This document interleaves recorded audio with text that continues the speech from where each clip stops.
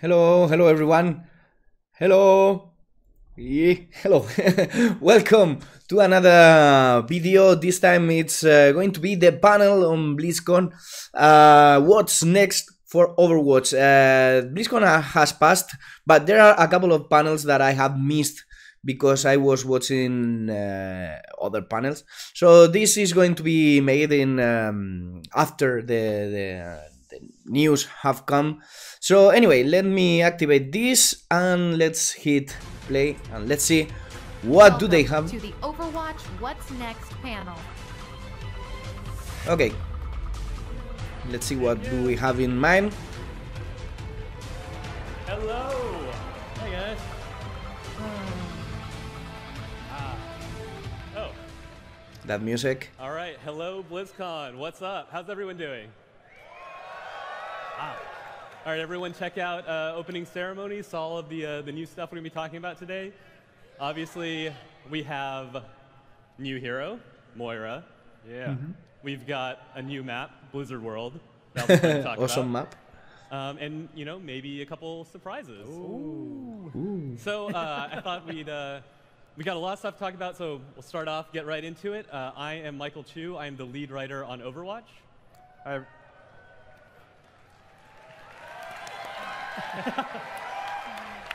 He deserves it. Hi everybody, I'm Arnold Sang. What was it? I'm Arnold Sang and I'm the assistant art director on Overwatch. I'm Jeff Goodman, the lead hero designer on Overwatch. Still working on Overwatch. I'm Aaron Keller. I'm the assistant game director. Nice stuff. I like the All right, so let's get started. pullover. Obviously, in opening ceremonies today, you got to see a little short video of Moira in action. Maybe some of you have had a chance to check her out on the floor. But Jeff promised, he said we had a little video for you in case maybe you had some questions about her story, who this character, who Moira is. So let's check it out. I saw this video and you have a video reaction in the playlist. The origin story. I didn't know it was presented We this way. stand on the brink of a breakthrough in human evolution. I have dedicated my life to unraveling its secrets. I take risks that others would consider to be unwise, for I do not share their caution. Overwatch held back the pace of scientific discovery for decades. They believed my methods were too radical, too controversial, and they tried to silence me. But there were others in the shadows, searching for ways to circumvent their rules. Freed from my shackles, the pace of our research hastened. Together, we delved deeper into those areas forbidden by law, by morality, and by fear. New patrons emerged who possessed an appetite for my discoveries. And with this knowledge, what new world could we build? Nice. It's nice to see that it's the origin of Reaper, one of the most popular I don't know about characters. the rest of you, but I got some chills there. I just, when I hear that voice, I start getting a little nervous. Probably because I've been victimized by her a little bit in playtest. So the question obviously is, who is Moira? Well, most importantly, Moira is that new support healer character that you've been waiting for. Now, just to get into her story a little bit, you know, what I think is really interesting about Moira is she is a scientist, and obviously we have a lot of scientists in the cast already, and she is a little different because some of the other scientists are more interested in like creating inventions or I think it's supposed to have some Conquering the there we go. world? Yeah, sorry. Forward. Okay, so Moira is a scientist. She's not so much interested in conquering the world, even though she has she's allied herself with people who might have proclivities in that direction. She's really just into the actual science. She wants to understand the fundamentals of human life and how they can be manipulated. She is a geneticist, and that is her primary goal, and that's all she wants. But the thing is that the thing that makes her villainous is that she doesn't quite have like some of the morals that the rest of us are. Very flexible. She's very flexible. You know, she doesn't want anything to get in the way of her science. So when someone tries to stop her from doing something or tells her that she needs to take more time, she has no patience for that. She wants to plow forward and find out these discoveries and make, you know, these new inventions to figure out how humans are hardwired. So the really interesting thing about her is that when we created Moira, we wanted her to have all these connections to characters throughout Overwatch history through different groups. So like we said before, she was recruited by Gabriel Reyes to be a member of Blackwatch. And during that time, she had relationships with the Blackwatch crew, McCree, Genji. They all have their own sort of likes and dislikes for each other. Reyes wanted someone who could help advise him on some matters of genetics that he was interested in, shall we say. Suddenly. And then Very mysterious. very mysterious, yes. Almost maybe a connection there. Yes, there's a connection there, obviously. And the other thing is that in the present day, Moira has allied herself with Talon now that Overwatch is gone. When you think about Moira's goals, figuring out these building blocks of human evolution and her need to like push forward science at any cost, it really meshes well with the goal of Talon. And so she has found new patrons like Doomfist. So that's sort of the story background of Moira, and I'm going to hand it over to Arnold now so he can talk a little bit about the development of her art. I'd like to check the skins for Moira. Mike. So it's always interesting to think back on the ideation of a hero. You know, how do we start? We get that question a lot. And with Moira, it was a little bit of gameplay and a little bit of story. We heard your feedback. You guys wanted a new healer in the game. We felt the same way. Totally. Jeff felt the same way. So we really started there. And we have a lot of benevolent healers in the game. We have an angel, we have a monk, mother, and the most upbeat, like positive DJ that you've ever met. So we felt like it was time for something a little bit more morally ambiguous, a little bit more shady. So we started there, and we started with these concepts. And already right away, you can kind of see Moira there. There's that immediate kind of like androgynous face, that mysterious appeal that she had. So we really gravitated towards these concepts. We started with the one on the right, actually, with all the crazy tentacles. And everybody really liked that concept. I thought it was cool, but I was like, I don't know how I'm going to use these tentacles. That looks sweet. Yeah, I mean, like it's one thing for it to be a very unique and cool silhouette, but it's another thing to wrap like gameplay around that, right? You really want someone that has tentacles to have abilities that might reflect those, those visuals. So we tried something a little bit more conventional. We tried, okay, maybe we'll just give her something a little bit more toned down, maybe like a giant two-handed spray cannon. This is where we kind of started to layer in the science vibe to it. You can see some of those tubes starting to get in there. But it started to look a little, I don't know, maybe it might be confused with Zarya on the battlefield with that same silhouette. So we wanted to come up with something different. We took a step back, did a few thumbnails to really dive deep into what kind of weapons does Moira use, for healing, for damaging her opponent. And we tried a couple things. Ultimately, there's a couple things from these concepts that we really liked. And on the one on the far left, you'll see that, that character already kind of has Moira's outfit there. We really like that silhouette and that dark vibe that really spoke to like a Talon character or someone from Blackwatch. We tried that same red-haired, long, kind of like gaunt face on the second from the left, from the right, and we still really like that that version of Moira. And then there was something on that far right concept that we really liked as well. And if you guys remember last year when we announced Sombra, we showed some of her early concept art. One of those was called the Omni Blade, who later became Hanzo and Genji. But she had these like big sleeves with like these throwing daggers. So this was my way of kind of getting that in there. Trying to get the throwing dagger back into the game, but we really like the big sleeves, and I don't know if you guys can see it from here, but she's got the purple syringes on one side, and she's got this yellow energy on the other side. So that kind of kick-started the idea of this duality between her left and right hand. So taking those Light and elements, shadow. we kind of meshed them all together to come up with the final concept for Moira. You know, we integrated all the elements from the concepts, the thumbnails that we just showed, and started to really kick up the more science apparatus vibe. You know, now we started coming up with the idea of, what if, you know, she's got the healing and the damage, and what if the tubes actually had this liquid that would change color when she used those different abilities? So we tried to work that into the game. We even tried a couple of different hairstyles, but we ultimately we really like the red hair on her.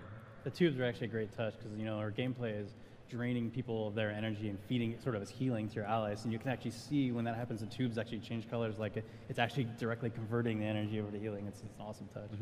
And speaking of which, one of the things that really helped us flesh out that idea is, because it's a first-person game, you're going to be seeing her hands a lot. This is one of the only heroes that shows both of her hands on the screen, you know, like Zenyatta, like Doomfist. So her hands are everything. Those are her weapons, and we wanted to explore how she could express herself, deal damage and heal. And the animators did a really great job at, like, you'll notice when you play her, when she's healing, it's this soothing motion where she's like, you know, there, you're all right. But then when she's using her decay move, she's really just like grasping at you and clawing at you and trying to drain your energy. So this is a concept from our senior concept artist, Ben Zhang, and he really knocked it out of the park to get that duality in there. And there might even be a little bit story behind why that hand is like that. Yeah, how did her hand get messed up? Was it perhaps close proximity to another sort of genetic anomaly or experimentation? Hard to say. Hard to say. I actually do remember that, changing the subject, that when we were really dialing the animations for the hands, like we were really concerned with like how that felt. Like it's not that she's like out of control when she's using that power. Right, she's 100% in command of it, and so she's really just like, that's how she shows her mastery. It's very aggressive, like just clawing and pulling.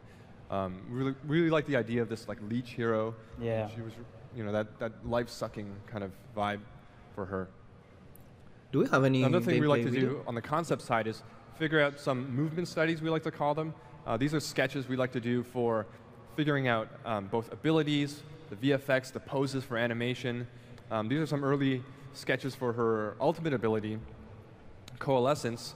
One of the initial ideas, like she had all of her liquid kind of swirling around her. Yeah, the original thing was, her original ult was all of her abilities would cool down a lot faster, have like no cooldown, and she would kind of be in hyper mode. And she also had this kind of beam attack that was kind of there also, and then we ended up kind of just like all ending on the beam attack because it was kind of the coolest part of the whole thing, so we kind of tweaked it as we went.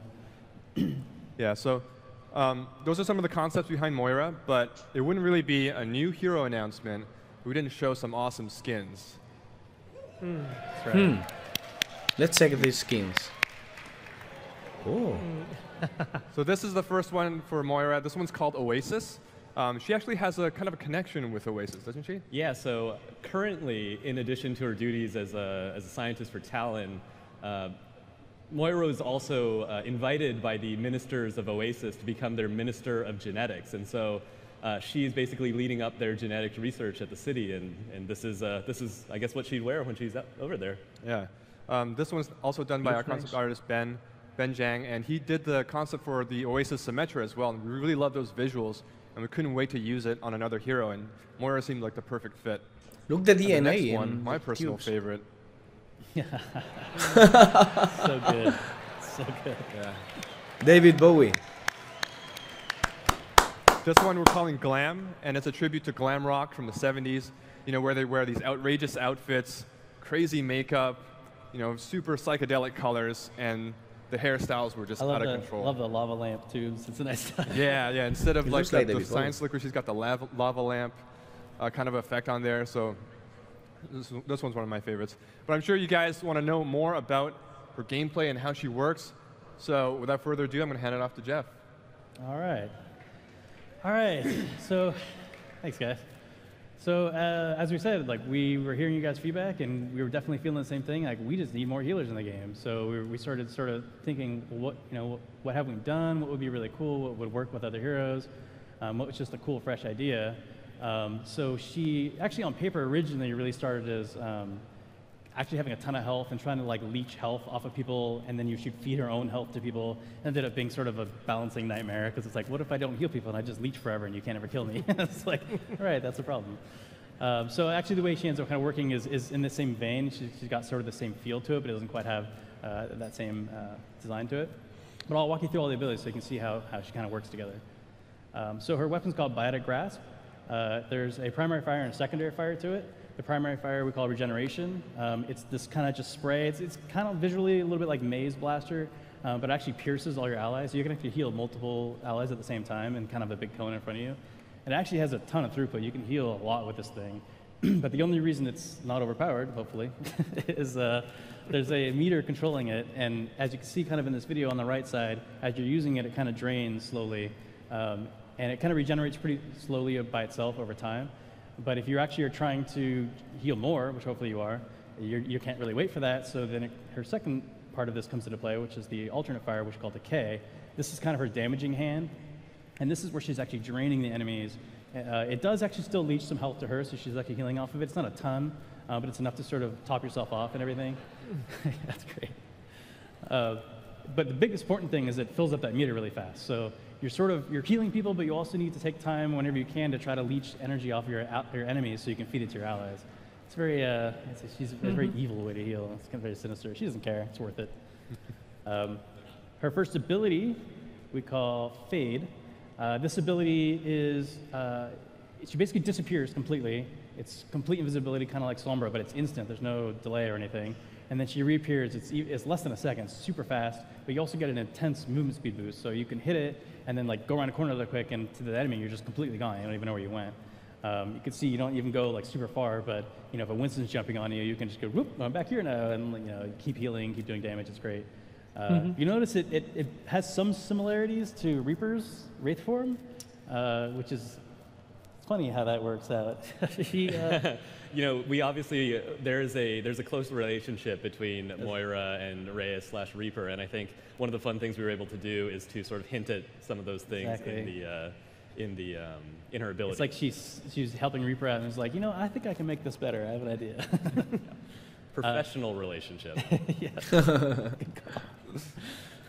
Secondary, you know what I'm talking about. Second ability we call Biotic Orb. This also has two different modes, much like her primary secondary fire, and it follows the same kind of pattern. So first thing you do when you hit those buttons, she pulls up those two orbs, and then represents the damage and the healing aspects.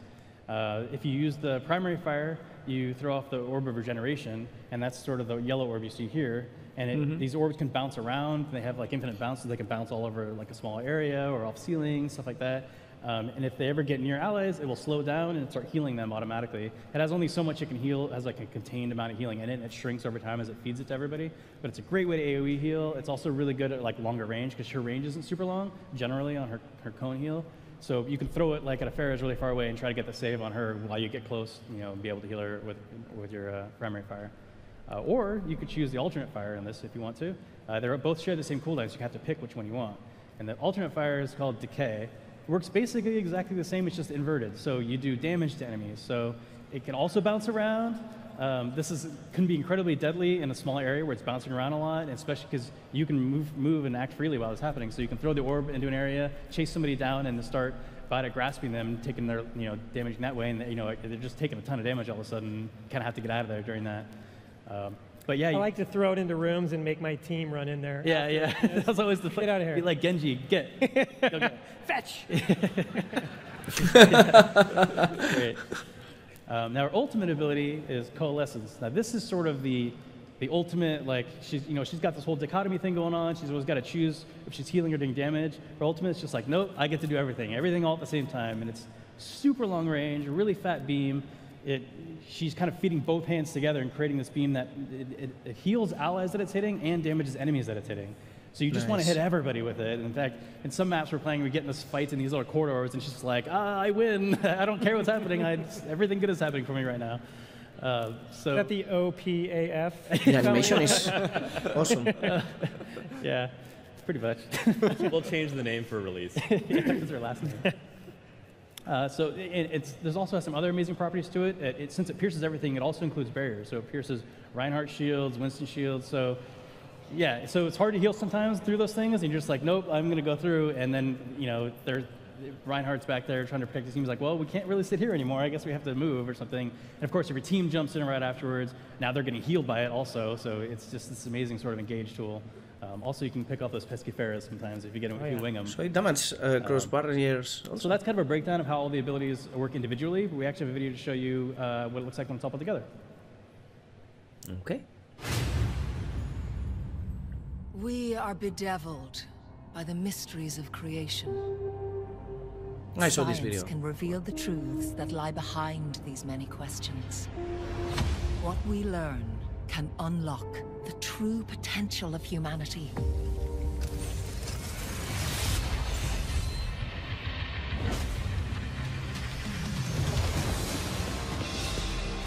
To the shadows. Tell me how this feels. Come to me and I will heal you.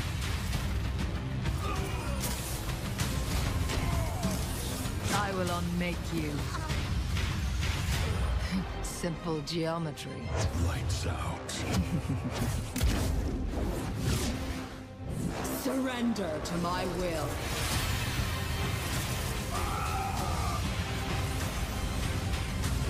Allow me to repair the damage.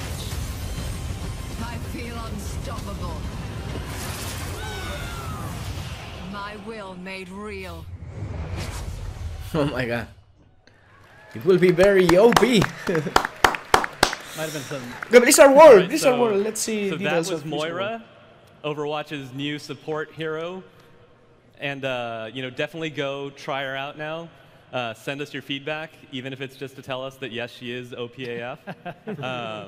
But, yeah, definitely let us know how you're liking her. But now to change tone, change subject a little bit, talk a little bit about the new map that we announced at opening ceremonies, Blizzard World. So, hey, you know, you can clap for it. It's exciting. It's very clap-worthy. This map is amazing. So, I don't know if any of you were here at BlizzCon a couple years ago, but I remember it well because I think it might have been my first time up here on the main stage, and I was sitting next to our creative director, Chris Metzen, and someone asked a question, and Chris decided that he wanted to talk about kind of a fun idea that we'd had, which was the idea of a Blizzard amusement park. And he kept asking me, like, hey, should I just say something? And I was shaking my head like, no, don't say anything. Don't say anything. It's smart, Chris. But he went ahead and did it anyways. And so that idea has been in the back of our minds, like pretty actively, honest, to be fair, for the last couple of years. And finally, we thought, wouldn't it be fun to actually go ahead and make that? And so we've taken this idea, you know, a name, Blizzard World, and now we've made it into an entire park. Look, the Murloc. And yeah, so yes. So I'm the story guy, so I'm going to give you a little backstory on Blizzard World. Blizzard World is an amusement park. It is celebrating the worlds and universes of Blizzard Entertainment. It was built in Irvine, California, obviously.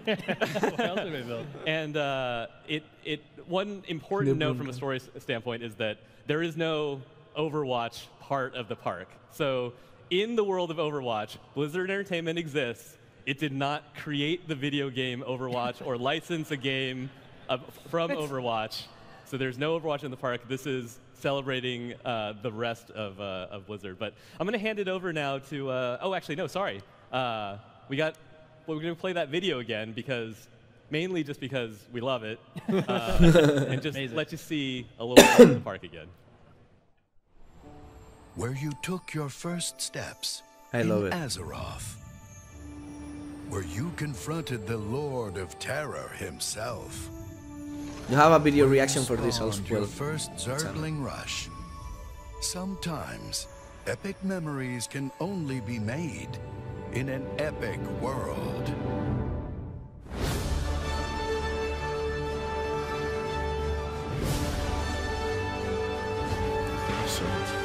Your adventure, your community, your memories. See them come alive in your world. Blizzard World. expected.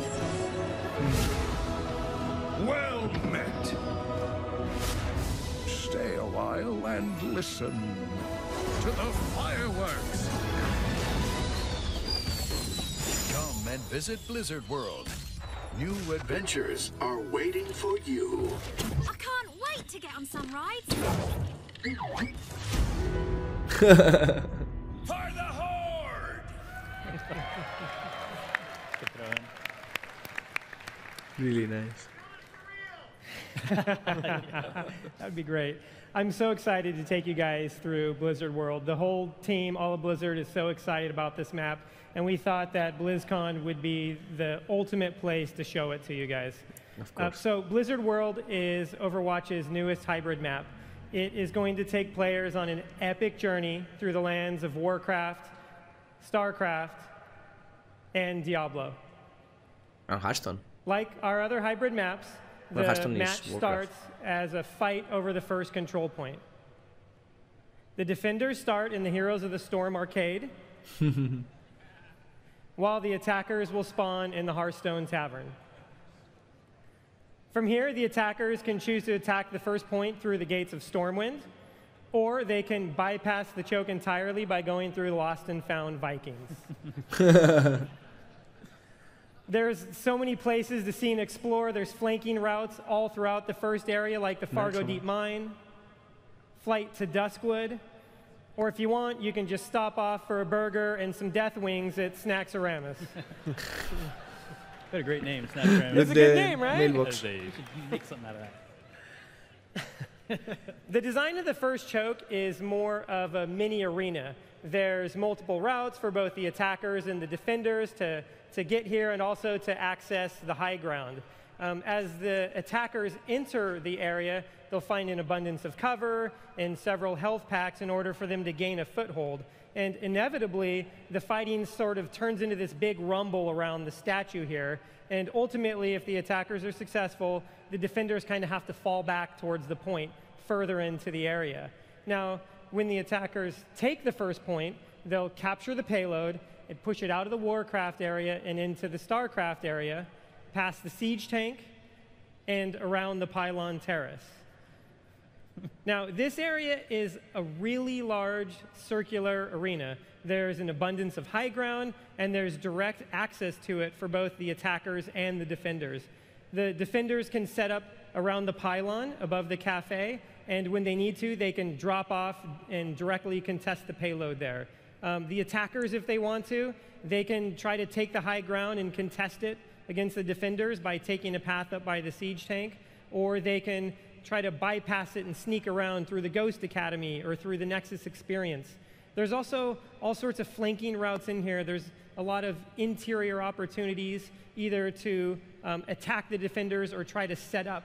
Inside the Nexus experience, there's a really great spot for Sombra to set up on the Mega Health Pack, and Symmetra can just create the meanest nest inside the pylon terrace. It's nasty. Awesome. So once the attackers push the payload to the first checkpoint, they'll start pushing into the Diablo area, and their new spawn room will be the passenger loading area for the Reign of the Black King ride, while the defenders move all the way back into the park's command and control center. So here the attackers push the payload into Leoric's Manor and all the way to the throne of the Skeleton King himself. This area just exudes Diablo mood and flavor.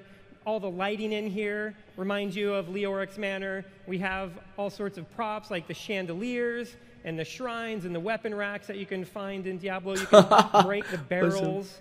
Maybe you'll find some epic loot in here. Maybe there's some lost bit of lore to discover inside this area. Right here, this is actually a super cool Genji flanking route. You can run around the right. You just got to watch out for the drop. This map was a labor of love for everybody on the team. We're all huge Blizzard fans on the Overwatch team. And a lot of the people that we have on the team worked all across the company. We have people that worked on this map that worked on World of Warcraft in Diablo, in StarCraft, in Heroes of the Storm, and Hearthstone, and they all came together to provide so many different ideas about the park itself, from all the crazy rides that you can see in the background and in the Rock Island, to all just even the cool signs for some of these rides, like the spawning pool and Lost and Found Vikings. That's who's that in the spawning pool right there? You? I don't know, but I think the water starts blue in the beginning of the day, and we made special props for all the areas, from the inflatable Doomhammer to the treasure chest to the leather-bound copy of the Green Hills of Stranglethorn, Kaplan's original masterpiece. His magnum opus. Yes, yeah. Dead Wings. Have you seen that? There's souvenirs in each of the area that you can get. There's different flavor props that you can find for all of these different areas. We've packed so much into it, and there's so much more than we're showing you here. There's so much more detail, there's so much more passion and ideas, and there's a ton of little Easter eggs, not just in the art, but in the audio as well. As you run around, you'll hear the voices of Deckard Cain and the Adjutant from StarCraft. This is something that we have done for ourselves and fans, and for all of you as fans as well. So, Awesome. So that's Blizzard World. You guys can play it on the show floor today. It'll be playable all throughout BlizzCon. It's going to be hitting the PTR soon, and it will go live sometime early next year. But this isn't all we have to talk about. It's not just Heroes. It's not just the new map. There's one more thing we have in store for you, and to talk about it is Arnold Tseng.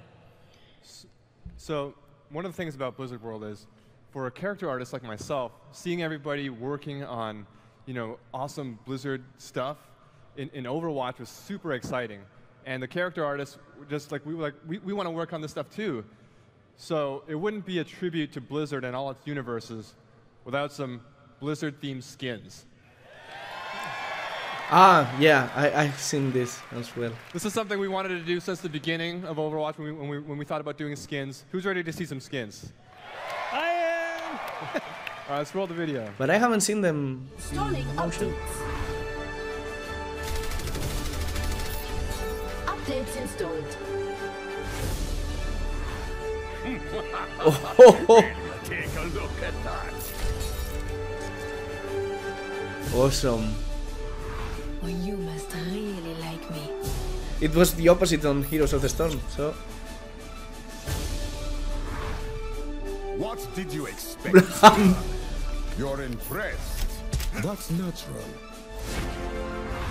That's more like Sonia. it. I was born in battle. The Butcher.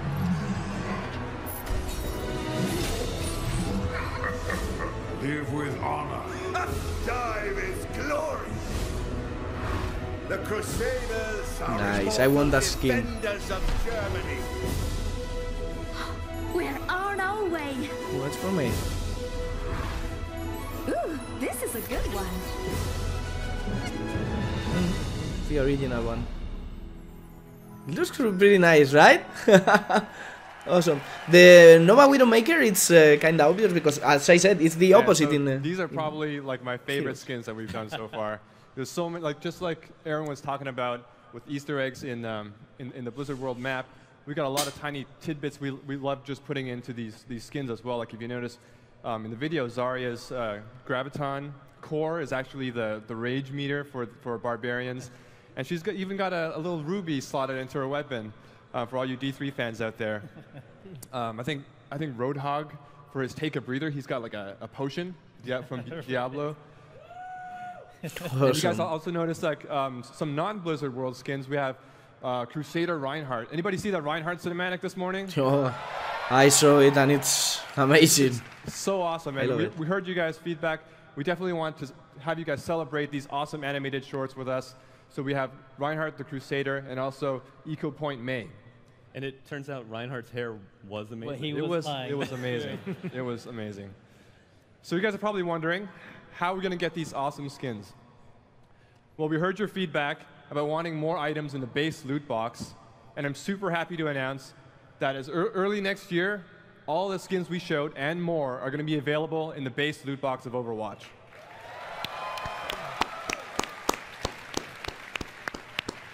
Nice. So they're not going to be part of any event. As soon as they're in the loot box, you'll be able to earn them year-round. We'll have more info early next year, but for now, I got to start saving up some credits. That's right. All of us. That's all we have for today. Yeah, so just to recap all the fun stuff we talked about, there's obviously our new hero, Moira. She'll be coming very soon. Check her out on the show floor. We've got Blizzard World, which will be, again, playable on the show floor and will be coming early next year. And then also lots of new content for the base loot box. So we have a little bit of time left, so we thought maybe we'd try answering a few questions. So there's 2 microphones, I believe, so somewhere. Let's hit it. What? Reflections Hanzo skin. I don't remember what that was. I think I heard Reflections Hanzo skin. Reflections Hanzo skin. That one is requested a lot. Yeah, I wonder. Interesting. Interesting.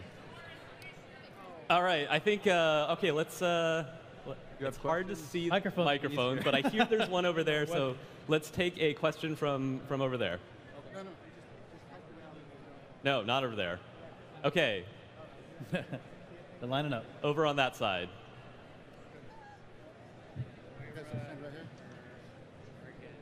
People moving. Come on.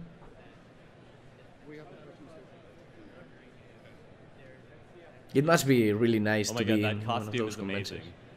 Yeah. Yeah, so do you have a question for us? Yeah. Hit it. Yes. So you guys are gonna make Blizzard World real, right? And like Easy as that. 2018. Right. So June. Here's the thing, right? It's in the future, so Right. still have a little bit of time to wait, I'd say. If we But- started a Kickstarter for like $8 billion, to donate. I'm pretty sure you guys would get every single dollar you asked for and more. Just go for it. Well, I mean, I would love to go, so totally. you won't get any argument from me. Right. All right, question. First of all, love Blizzard World, but nothing would warm my heart more than defending on that map and manning that siege tank, even if it's just for 5 or 6 shots Right. while defending. That's a pretty awesome idea. Maybe there's a game mode there or Yeah. something like that. I don't know. We actually, yeah, I mean, one of the cool things about the arcade now is we get to try crazy stuff in there, and so, I mean, we try not to throw in map mechanics that are like in the main pool that's going to suddenly feel like it's like disrupting everything, but it's cool, definitely an idea, and I think maybe a place for that, something we could try maybe someday in like the arcade or something like that would be super cool. All right, well, thanks. Hey, what's your question? Hey guys. First off, thank you for the support. We really need that. Yeah. And so my question is more of a lore question. So seeing Moira and her healing and her, siphoning of powers, I'm wondering if there's a connection between her powers and Zen's approach of how he heals and discords, or if it's going to be communicated in the future. So there is a connection, but it's actually not to Zenyatta. It's actually more of a connection to Mercy. They both work together. Obviously, Moira was a part of Blackwatch. Mercy was a part of Overwatch. But she's definitely taken and modified some of that tech. In fact, there's some evidence on the Oasis map that sort of hints at some of that. So, wow, I made that easy. I just threw it out there. It's out there. Anyways, yeah. So not Zenyatta so much. That's a little different. And in fact, Moira herself is very curious about how all that works. Huh. Nice. All right, cool. Thank you, guys. I have to check Oasis map. Okay, next question. Hi. So I know that recently you updated Junkrat's grenades so they don't do damage to himself anymore. I was wondering if you had any plans to do something similar with Pharah or her ult.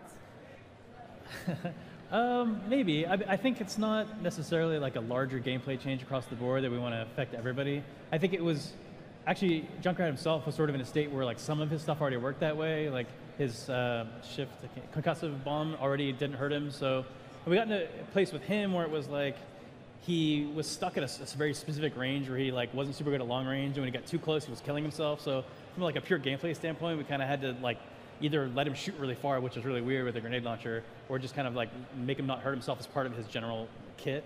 But in general, the plan is still to make the explosive weapons hurt yourself when you use them. All right, thank you.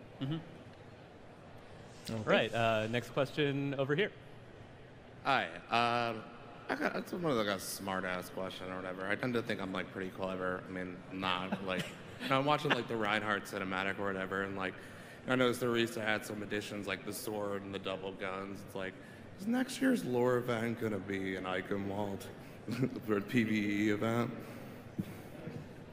What was the question? Sorry, what was your question? Is next year's lore event PvE gonna be an Eichenwald? Well, we'll talk about. We don't have anything to say about future events, but we certainly really love that map, and I think the cinematics department really went above and beyond in creating that cinematic. I know I was a little moist in the eye. Technically, Halloween Terror is on Eichenwald, kind of. What's that? Technically, Halloween Terror is on Eichenwald. Oh, yeah. Section of it. That's right. Thank you. Thanks. Hey. Hi, I'm a big fan. Okay, so I play a lot of Symmetra, and I realized that Symmetra's not really picked in like pro games. Is there any plans to like change Symmetra just a little bit, or make her, maybe have healing abilities? Because she's the only support that doesn't heal.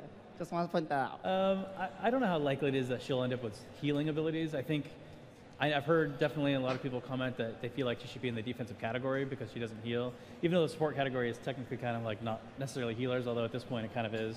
We've actually been talking a little bit about looking at the categories again and see if they make sense. But I hear what you're saying, but Symmetra in general, she does get some play, but yeah, she doesn't get picked too much at the high end like that. She pretty recently had that kind of remake where she got the extra ultimate, so it allowed her to be a lot more flexible on a lot more points, so that helped out. And yeah, we're always looking at other heroes too in the future, and I mean, obviously, as we've shown recently with Mercy, we're willing to go back and tweak things quite heavily if we feel like it could go in a better direction. So we'll have to see. Nice. Hey, you got a question for us? Yeah, so I know Tracer was kind of inspired by like the Jumper class from Titan and all that, and there was a couple other classes heroes in Overwatch that are inspired by scrap classes from Titan. And I was wondering if Moira was one of them, and what other types of abilities or class play styles from Titan would you like to incorporate into future heroes of Overwatch? You're at the early Clearly the Omniblade, right? Omniblade. The idea that will never die. I could say a few things about I've said this before. Like we have a great tools team, and we have a great tool to use, and I ended up just playing with a lot of different mechanics, and some of them were stuff we tried at Titan, some of them weren't. Moira was definitely like completely scratched, there wasn't really anything there from Titan, and a lot of them are like that. But there were a couple of abilities that were kind of cool. Like I remember Tracer had this gun back then, because we had alternate guns back then too. She had a gun where you could kind of load somebody up with shots, but they wouldn't explode, they would stick into you. And then you could hit another button at some point later, and she would have like this animation delay where she'd blow them all up. Nice. So you could like shoot somebody a bunch of times and then recall around a corner and then just like dink and just like blow them up. It was pretty fun. So there's definitely like one-off guns that are kind of interesting we may look at in the future. But and to add on to that, if you're interested in this, go to the Overwatch panel tomorrow morning, because there's a lot of information along kind of along the veins of what you're talking about and what sort of things from Titan influence things in Overwatch as well. Awesome. Thank you, so guys. Check it out. Nice. Yeah. One more? We want to see this panel later Another question? in the channel. I think we have time for one more. I don't know where I'm looking. Just one more? Or no? Yeah. So over the past year, it seems that as more heroes get introduced, there's been a bit of mobility creep in the game, and which means that some other heroes, especially in the competitive ladder like Zenyatta, McCree, don't have as many options in when to choose to engage. How are you guys dealing with that going forward as you design new heroes and revise old heroes? I mean, I think that's definitely a concern. Whenever we're designing a hero, that actual literal topic comes up basically every time. Because I mean, a lot of what makes Overwatch so awesome is the mobility, and all the way the heroes move is a big part, and how they all have different ways to do it. And the fact that some heroes don't have mobility is actually interesting too, because they have there are other aspects that are very strong. So I mean, it's something we definitely watch out for. And obviously, a character like Orisa was pretty new. We want to make sure, okay, we're not doing anything mobility-wise on her. She's kind of the static one that moves forward and marches forward and is hard to stop, but she doesn't like blink forward or dash forward or anything. So I think it's a challenge for us all the time. We just got to make sure that we have awesome ideas that don't involve mobility all the time. Thank you. Right, I think that's all the time we have for questions, but I just want to thank everyone again for coming out. We love the Overwatch community. We couldn't do this without you, so thank you again, and thank you. Be out there. Yeah, it was a really nice panel. Thanks, guys. We have time for a few more questions. Oh, all right. Oh. Okay. All right. Well then. I mean, should we? I got nothing to do. Yeah. Let's get some more questions then. Some more Forget questions. everything I just said, but we do love you. Yep. Hey, I actually ran all the way back here because I was first in line. But my question is, earlier this year, you guys announced that Tracer was LGBT identified. I was wondering if we can expect more of that from other heroes, because like as an LGBT identified man myself, it's like representation is super key in a game for me. Yeah, so I completely agree. Representation is important to us as a team too. In making Overwatch, making sure that it is a diverse and representative game is something that we're always thinking about. Obviously, you know, we showed off Tracer in the Reflections comic, where it was revealed that she's in a loving relationship with her girlfriend Emily, and we are definitely interested in showing more of the character relationships. It's really a matter of finding the right stories, because we don't want to just come out and just sort of label people. We want them to come out naturally as part of the narrative. But I've said it before, but definitely more members of the Overwatch cast than the heroes are LGBT. Cool. Thank you so much. Nice. Thank you. Okay, back over this side. Hi there. Like this inclusion. Currently in quick play, there's a distinct separation between players that want to play with like 60 DPS, no plans of winning, and then another group of players who maybe want to play with people they're associated with who are too differing in rank. Do you have any plans to alleviate something like that? This is in quick play specifically, you said? Yeah, because when you're in quick play and you find a team that's not doing so well, they'll tell you to go to arcade. Yet you still want that competitive, like a competitive light aspect. Sure. I mean, yeah, it's something we're always looking at. The tricky thing for us is we can definitely layer in more restrictive matchmaking in general, but every time we add another layer, we're increasing the queue times for everybody, and that's like the biggest thing we're always fighting against, is we want to make sure that if you want to play Overwatch, you can jump on the game and play it in a reasonable time. So when we first launched the game, we were very much in the camp of we just want the queues to be as short as possible. It's definitely like really lighten up on the matchmaking restrictions, and obviously over time we've been hearing feedback from you guys, and we have been layering in more stuff to try to help the matchmaking quite a bit. So it's something we're always looking at still, but that's kind of the balancing aspect. That's kind of where we're at. Nice. One of the other things we're talking about with that is whether we might want to make changes or addition to the arcade side. And so there might be a way of pulling a segment of the population away from quick play and putting them into that, or at least making it easier to find the type of game that you want to have without always having to resort to either creating one on your own and hoping players join it, or looking for one that has enough players in it inside a custom game. Thank you. Thanks. Right, next question. 8. Hello there. First of all, thank you very much. The Blizzard World map looks really incredible. And my question actually is on level design. I'm just curious if there has, I was just wondering if there was going to be any interest in using at least old assets, or just reusing different locations, but for different game modes. Like, would there ever be like a Route 66 map, but King of the Hill, or just kind of like reusing, if that makes sense, just using different old assets, just do new mechanics? Let me take it. It's a great idea. We've done it before. So we took Dorado and turned it into the arena version of the map. We've done it a few times. Even our latest map, Chateau, borrowed art elements from some of our other maps. So we do that. I think it would be super cool to have a Blizzard World version of an arena, or even an FFA map. I think something like that would be super cool. But as we build maps, we kind of get to it and decide what we think is going to be the coolest art set that we could use for it. And we kind of usually take a wait and see attitude to it. But I have a feeling in the future we'll probably do a few more of those. Thank you very much. Yep. They add more fun Right, into the question game. over on this side. Okay, so this is my second year at BlizzCon. Love playing Overwatch. I kind of consider myself more of like a competitive player. So like I like to play competitive and really rank up and see if I can hit that high ladder. Right now I'm playing in like Masters-ish. And Nice. my question for you, as someone who's played other games that have a really structured competitive system, would you consider adding a more like redefined scorecard into competitive only, just so you could better see what's going on your team, the other team, and like maybe if you could look and see for some more self-improvement like on how you played? Sure. Do you mean the scorecard, like the end of the match scorecard? Do you mean Yeah. Interesting. I mean, that's the kind of stuff we're talking about quite a bit, actually, especially in the competitive play.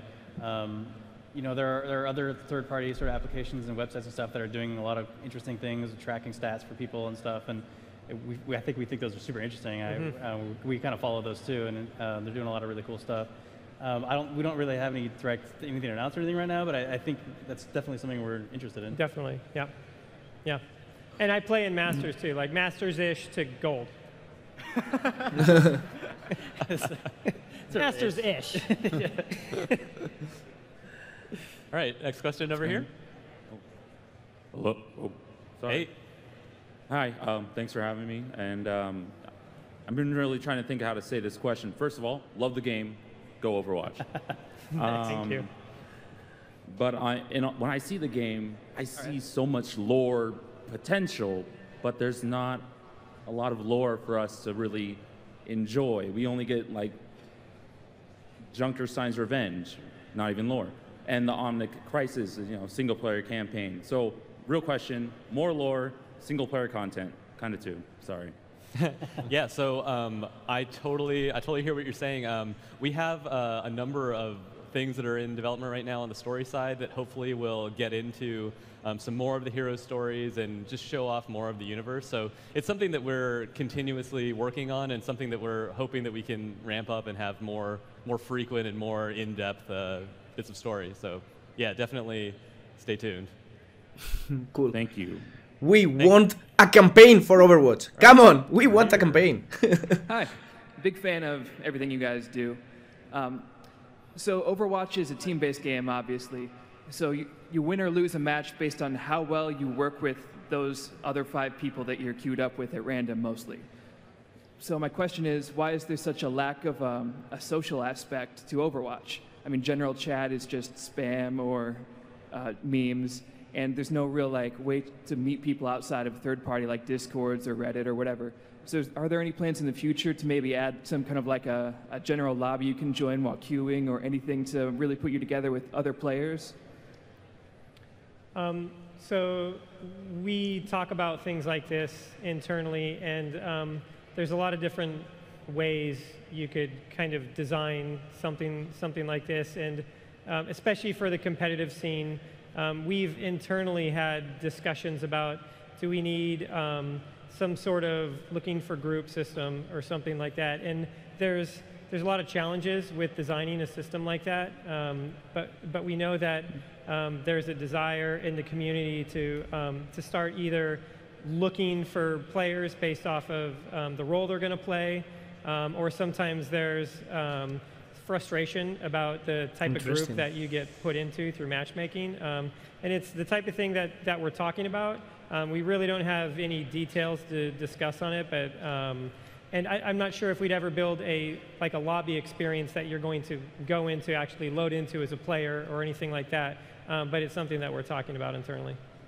Thank you. Yep. And we will have the question over on this side. The Battle.net communities. All right, so being an avid WoW player for years, the instant connection between you announcing the Magni Bronzebeard skin and also the new character Moira and Moira the Dark Iron Dwarves, do you think there's going to be or already has some sort of voice line interaction reference going on that might reference, the Moira of the Dark Iron Dwarves.